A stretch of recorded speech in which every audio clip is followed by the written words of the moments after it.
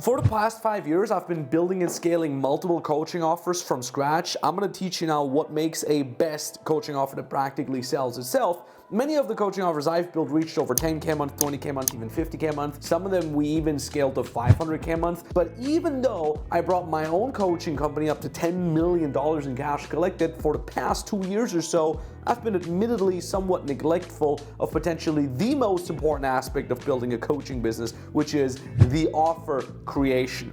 I left my own offer and the offers we've built for clients almost exactly the same since 2022-ish, and any time we ran into difficulties, we kind of just compensated with awesome marketing, branding, and sales. Sure, we temporarily tested out some small changes on the feature level of our offer, but let's just say those didn't go so well. More about that later. Now, about 6 months ago, we arrived at a phase of business where we have an insanely strong sales team. We got super profitable ads, but unfortunately for us, that one last piece, an insanely sexy sounding offer, was kind of missing, right? And as we added that in, we kind of added fuel to the fire, so to speak. So it really does a lot for you, for your coaching business as well, whether you're just getting started or you're already advanced. So we've been trying to sell something good hard way instead of selling something really great the easy way. And that's what a lot of coaches, especially when they're new, fail to do as well. So for 6 months, we've been trial and erroring to figure out what exactly makes a coaching offer that practically sells itself. And we've discovered the 4 keys that you can copy for your own offer, so you obviously don't have to do it the hard way like us. So if you're getting started and you have little experience in sales and marketing, this will get you to your first coaching clients much more easily. It might actually get you to your first 10K a month just based on that. And if you're already experienced and you know how to sell and market, maybe you even have a sales team already, then this might actually be the missing piece to 3x your revenue and scale your business to the next level. So let's go. Here's the first problem we ran into. Number 1, our offer was valuable in our own mind, but it wasn't as valuable in a potential client's mind. So what we actually offered got people amazing results over the past 5 years because we've been doing it since 2019, and that kind of blinded me on an offer level a bit. I was like, this is amazing. Like, look at all these hundreds and thousands of people that we got phenomenal results. Like, obviously it's really amazing, but I had kind of forgotten that from the outside looking in, it didn't look as valuable because it sounded like a lot of work what we're doing. Then there were other business models that looked so much sexier. Kind of the problem we ran into is we were honest and actually helped people building a legitimate business. So a lot of times when people came in, they said, hey, I just want to make money online. We were competing with, the AI chatbot crypto trading scam, which is just like, just give us 1 Bitcoin and we'll transfer you 10 back. Now, obviously that's a massively simplified example and our audience isn't that stupid, but that's kind of like the stuff you're competing with on that level. And we were like, build an honest business and work really hard. And of course, people were like, that doesn't sound too sexy. And then also the method, the vehicle, more about this later, the vehicle that we try to convey to our clients that would get them to the end result also sounded really hard. And that was like, build a coaching offer and then learn how to sell and then learn how to market and build a personal brand. There were other competing offers that were admittedly scammier, but they just sounded much sexier than ours. And we were just kind of like the honest, hard-working route. So anyways, that's not the point here. We will go more into details about this later. The more important point is here that you need to realize when you're creating an offer, it's less about what you think it's valuable. It's more about what the client thinks is valuable. And how do you find that out? How do you know if it's valuable to the client? How do you get out of your own head? Well, by doing client research. It's that simple. Client research in the form of marketing level research, which basically means on the marketing level, you got to read the comments, read your own comments, read the comments of your competitors, and really do some research on your competitors or your own level of branding. On a sales level, you got to listen to the sales calls. If you're not doing your sales calls yourself, you got a sales team, and you're like, oh, I've got a sales team, I don't want to bother with that. I get it. I didn't want to bother with that either, but you got to do quality control, not only for the sake of having your sales team improve and get better, but also just for you to understand what's in the mind of the prospects as they're coming to you. Write this thing down, write down notes, create a customer avatar if you don't have one. If you do have an avatar, update that thing every single week. And that really gets summarized by one beautiful sentence I want you to write down here as well. Focus on what they want, then give them what they need. Don't just focus on what they need and try to sell that. No, package it in a way so you give them what they want, which is quick and easy and awesome sounding and probably new, and then give them what they actually need. So for example, let's say you're a programming coach and you say, well, I want to teach people over a year on how to learn programming. That's probably how long it takes, right? That sounds good and that's probably what they need, but I would rather focus on, well, what is on everybody's mind right now? What is everybody talking about? Everybody's talking about learning programming quickly. Everybody's talking about programming boot camps, even though we all kind of know they're not the best.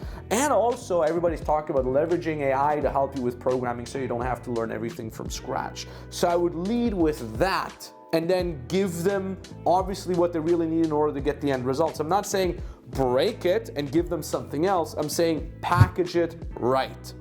And that brings me to the second point. I just mentioned things like AI. I just mentioned things like what's on people's minds. And that's really the key point when it comes to the second point here. Being too early or too late with a concept that constitutes your offer. There's this market awareness bell curve. I'm not sure if you've seen it. We're gonna put it up on the screen here. And you can see the early adopters, the majority adopters, and then you see it dropping off and people become less and less interested in it as the novelty wears off. Now, back in 2019, with our This Is How to Start a Coaching offer, we were actually in the early adopters / early majority phase, probably somewhere in between there. That was where in the general mind of our potential audience, it was already, hey, this coaching thing sounds really cool. I can make a lot of money with that. I can travel around the world with that. I have an expertise. I don't need to do it offline. So it was very much top of mind for the majority of people in our audience. And we sold extremely well with that, mostly organically. Now, as my organic was kind of slowing down and I said I made all my money in the world, I wanted to transition to paid advertising, which we then did in around 2020, second half of 2020. And what I didn't realize is as we made that switch that the market had slowly shifted from early adopters, early majority to late majority, and therefore it became harder to sell. That whole idea of build your own coaching business became harder to sell because the novelty wore off, it wasn't as top of mind for people, and therefore it was harder to sell.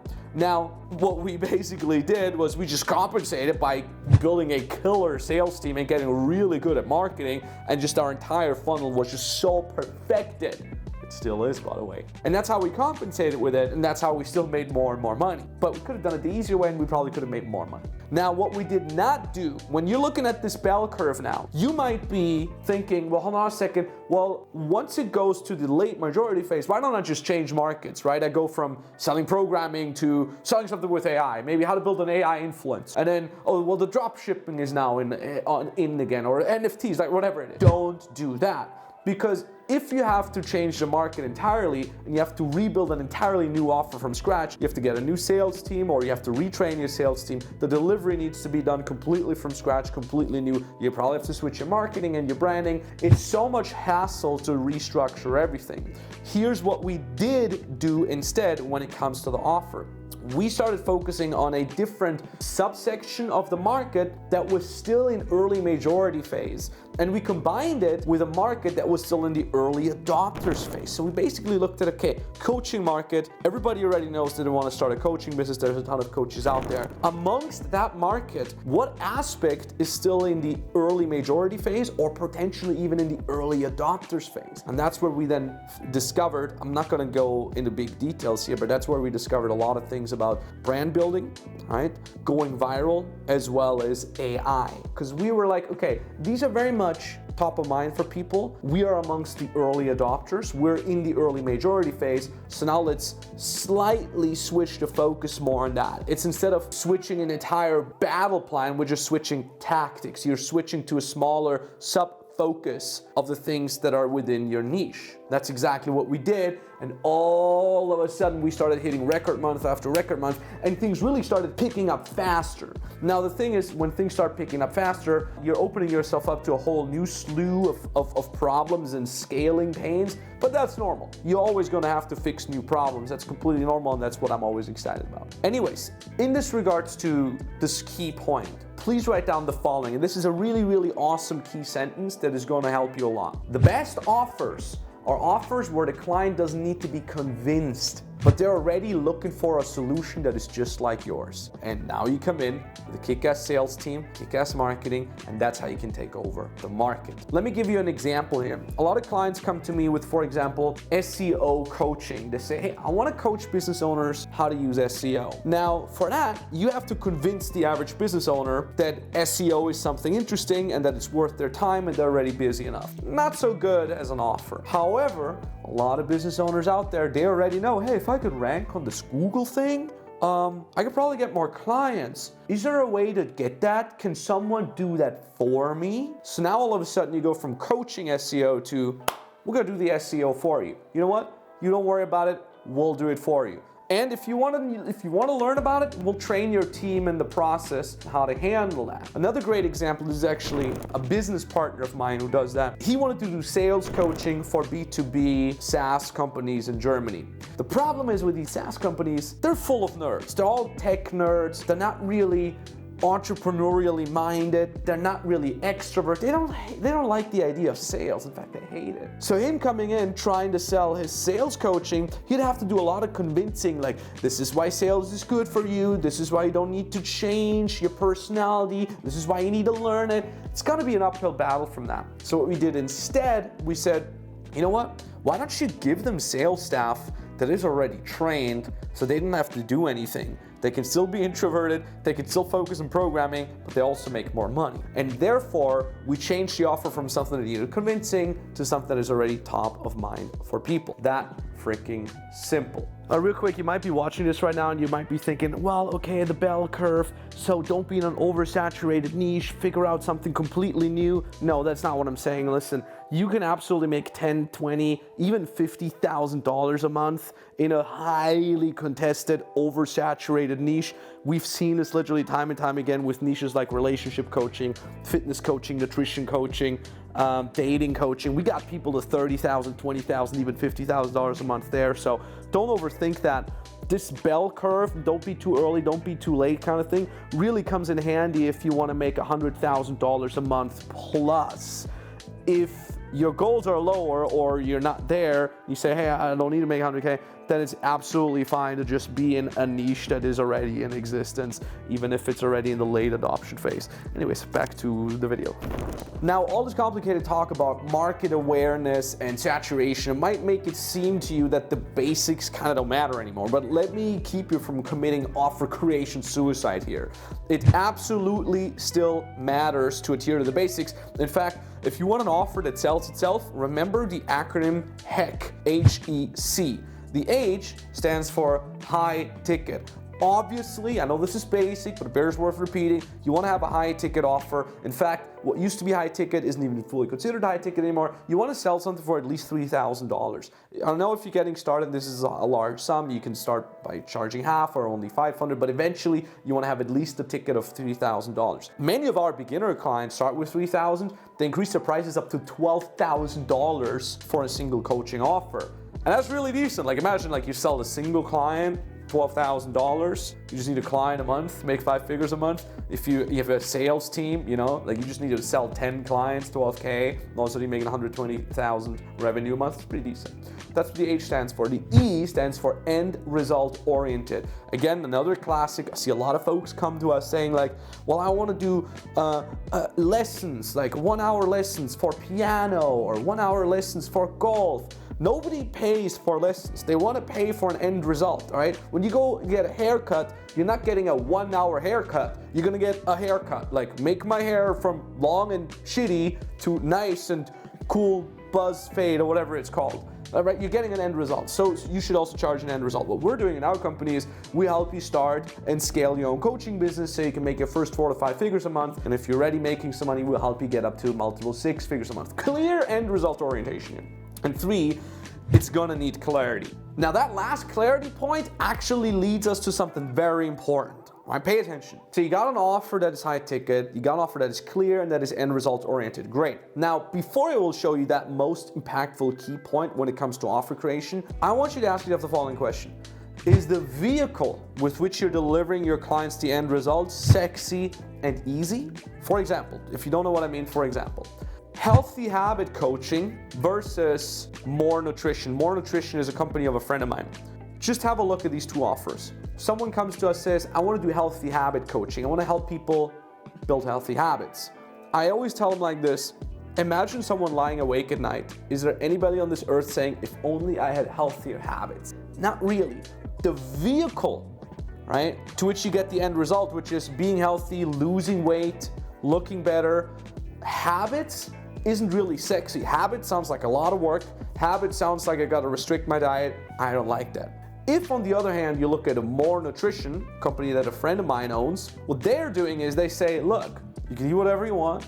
You can eat amazing ice cream. You can eat amazing pasta and pizza. All you have to do is buy our nutrition here, our own products. They're 0 calories, they're made with sweeteners instead of sugar. So all you gotta do is eat that, right? The vehicle is very different. The end result is the same. End result is be healthier, lose weight, but the vehicle sounds really damn sexy. Second example, say you're a dating coach. A lot of dating coaches nowadays, they talk about, build social skills, right? If I'm a lonely man walking down the street and someone would say, hey, do you want to learn how to build social skills? I'd be like, that sounds like a lot of work, friend. Probably not. But if I would come up to you and say, hey, listen, I got a texting script that you can copy paste. You can text that to any girl whose number you have, and I guarantee you they want to meet you. Maybe even if you don't guarantee it, at least it's easier, right?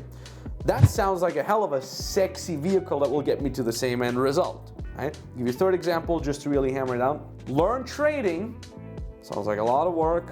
I'll learn a new skill versus copy my trades. I'm making $100,000 a month and learn from these trades while you're already making money. Same end result, vehicle sounds hell of a lot sexier. Now, let's summarize. Number one, start with what's valuable in your client's mind and not your own mind. Number two, don't be too early, don't be too late. Focus on the early majority phase of the awareness of your potential customers. Number three, remember the basics, right? Heck, high ticket, end result oriented, and clarity. And number four, the vehicle through which you deliver the end result needs to be sexy and easy. These four keys are much more important than the features of your offer, right? We've tested so many features of our programs, like how many live calls, how much one-on-one, school community versus Facebook community, and nothing really did well in terms of sales. Because I realized people don't care how they get the end result. They want to get it easy, right? They want to make it so it's trendy, it's new. They want it to sound sexy. Whether they get that end result through a school community or through Facebook community or through live calls or group calls or whatnot, does not matter. So focus on these four keys of offer creation and have fun doing so. And by the way, if you want to know more on how to build a coaching business, go check out this video. Thanks for watching.